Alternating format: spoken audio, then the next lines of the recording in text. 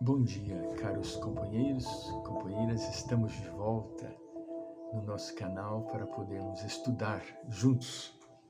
Estamos estudando o livro de Joana de Ângeles, Conflitos Existenciais, em parceria com o médium Divaldo Pereira Franco. Estamos entrando no 4º capítulo, estamos praticamente no início do livro. Estudamos a raiva, ainda bem saímos já da raiva, já não estamos mais com raiva. Agora nós vamos entrar no 4º capítulo que intitula assim, Medo. Já que nós tivemos tanta raiva, agora nós vamos ter medo. Fantásticos os temas são muito interessantes. E neste 4º capítulo, Joana subdivide o capítulo em 3 subitens: psicopatologia do medo, psicopatologia do medo, diferentes manifestações do medo, erradicação do medo. Nós vamos, antes de mais nada, pedir a Deus, nosso Pai Todo-Poderoso, que nos assista. Envie os seus emissários, aqueles que fazem parte da equipe de Joana de Ângeles, principalmente aqueles que se identificam com esse trabalho humilde que nós estamos realizando através dos vídeos, né? E também meu querido anjo da guarda, que tem me ofertado a sua companhia amorável, trazendo-me o entendimento para poder passar esses temas interpretados de maneira clara, sem desvirtuá-los, né, objetiva, para o bom entendimento de todos.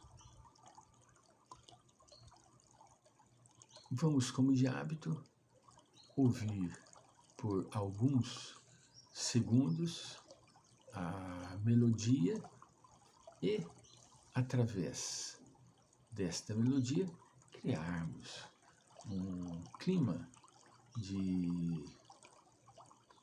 propício para termos bons momentos de estudo. Portanto, que Jesus, o médico incondicional de todas as horas, o grande terapeuta de nossas vidas, nos dê a sua amorável assistência.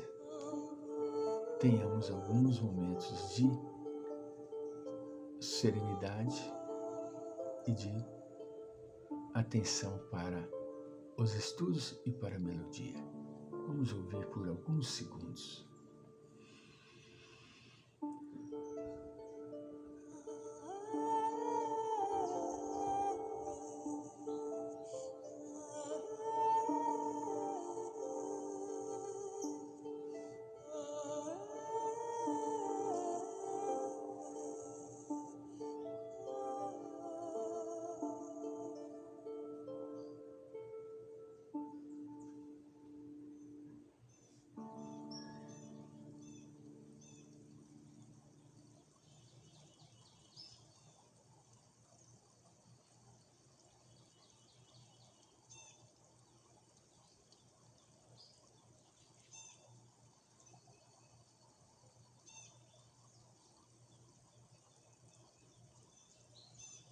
Muito bem. Psicopatologia do medo.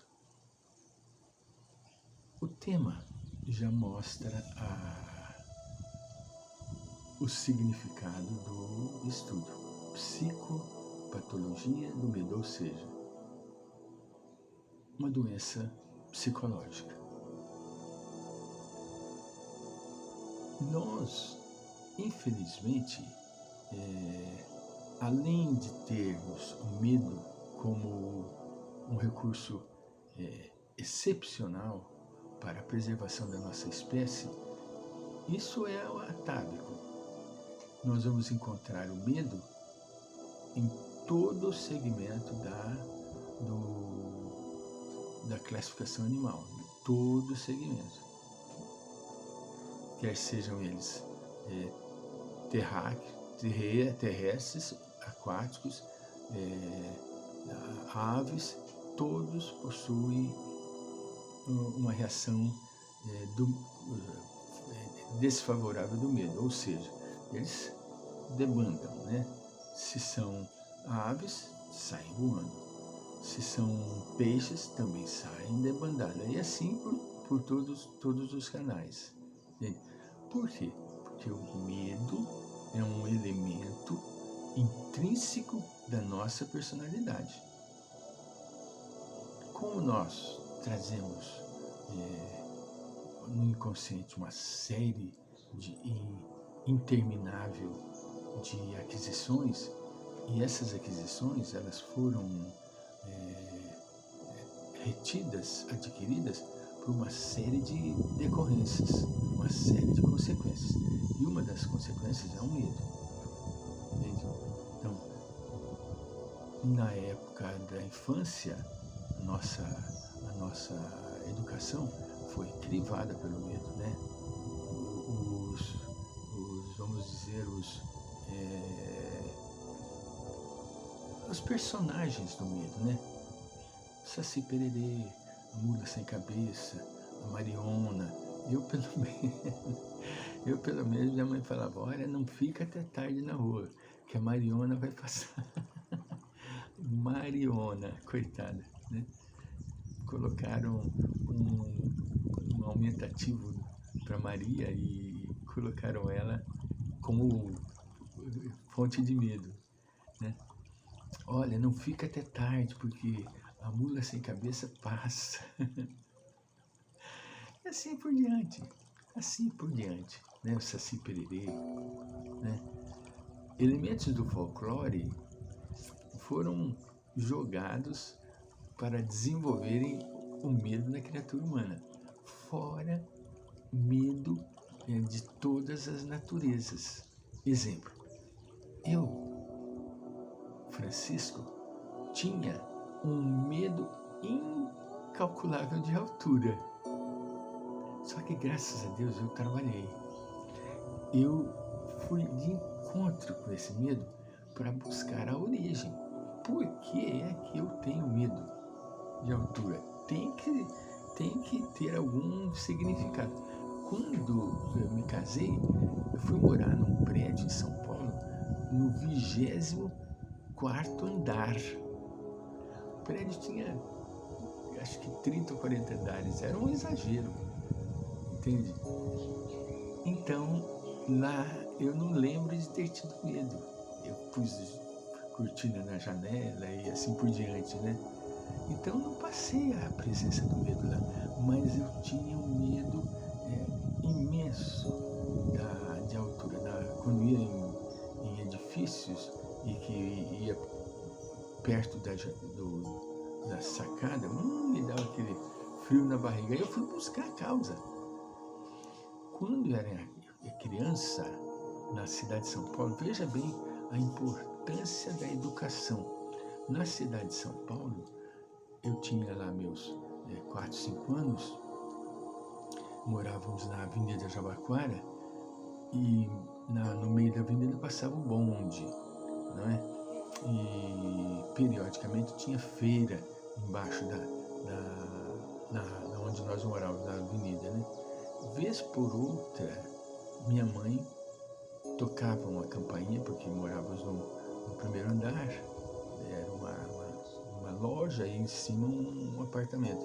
Morávamos em cima da loja, tocava uma campainha, senhora, vai lá na sacada, o menino está pendurado na sacada com as pernas do lado de fora, ele está correndo risco de cair. Esse menino era eu. Pavor, eu abraçava a mureta e ficava tremendo de medo. Então, o medo vem lá da infância, não foi trabalhado, entende? Não foi. Minha mãe, coitada, simples, meu pai simples, né? Não fizeram aquele processo educacional para que eu eliminasse o medo, não tivesse medo, conversasse a respeito, falasse dos riscos que não podia, né? Então, isso não foi feito. Consequentemente, eu carreguei esse medo até depois de casado. Aí depois de casado que eu fui fazer essa retrospectiva para poder eliminar o medo, né? E graças a Deus consegui. Eu fui fazendo através da meditação, analisando isso, aquilo outro. Não foi uma vez só não. Tive que fazer vários exercícios de compreensão do medo para poder me desvencilhar definitivamente. E graças a Deus consegui, né? Depois de ter feito isso, não tive mais os ímpetos do medo, né? As impulsões do medo. Entende? Então, muitos casos, podemos às vezes até dizer quase todos os casos, eles nascem lá na infância. Uma educação mal elaborada em torno da temática. Todas as crianças sentem medo. O duro, quando são aquelas crianças que os pais fomentam o medo na criança para que a criança obedeça. Ah, se você não obedecer, você vai ver, vai aparecer isso, aquilo, e aí vira aquele banzé, né? Então nós precisamos lidar com a criança de maneira racional, para que a criança compreenda que o medo é uma coisa natural e que assim como ele veio, ele vai embora, ele não permanece, mas com auxílio de um terapeuta. E esse terapeuta não precisa ser um profissional, pode ser os próprios pais, os parentes que comentam e conversam com a criança. Voltaremos.